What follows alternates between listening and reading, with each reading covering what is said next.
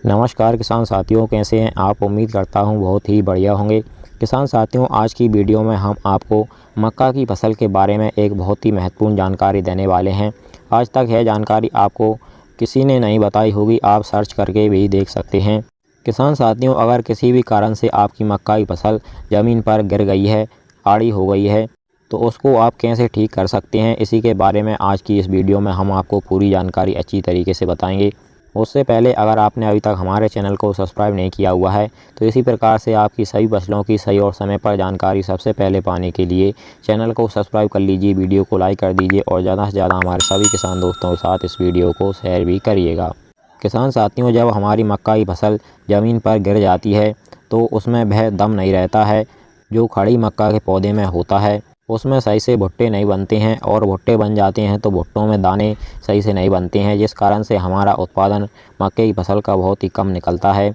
मक्का की फसल ज़मीन पर गिरने के कई कारण हो सकते हैं, जैसा कि अधिक नमी का होना, अधिक बारिश होना, बारिश होते समय हवा चल जाना, मक्के की फसल में पोटाश की कमी होना, या फिर मक्के की बुवाई करते समय अगर आपने बीज ज़्यादा डाल दिया है तो कई बार उस कारण से भी मक्के के पौधे कमज़ोर होते हैं और वह जल्दी से ज़मीन पर गिर जाते हैं। और भी कई अन्य कारण भी हो सकते हैं। तो अगर किसी भी कारण से आपकी मक्के की फसल ज़मीन पर गिर गई है तो आप उसको एक खाद से ठीक कर सकते हैं। वह खाद है पोटाश। पोटाश की कमी से भी मक्के की फसल कई बार ज़मीन पर गिर जाती है।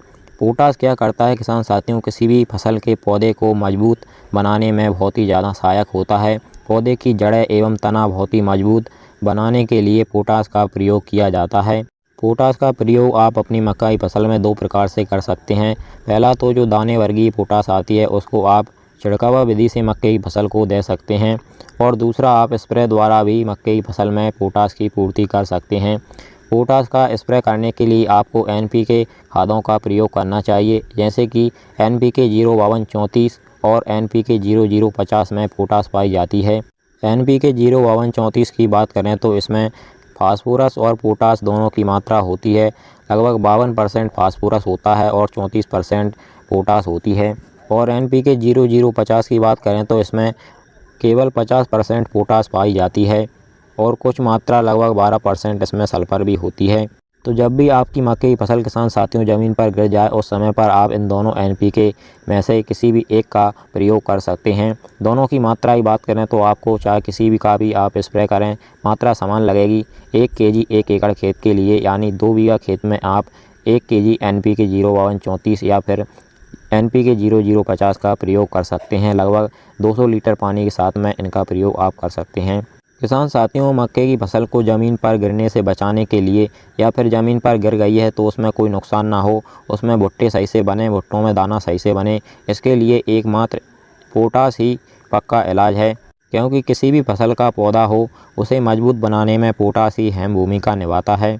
और किसान साथियों, अगर आपकी मक्के की फसल ज़मीन पर नहीं गिरी है फिर भी आप NPK वर्गीय खादों का या पोटाश का प्रयोग अपनी मक्के की फसल में कर सकते हैं।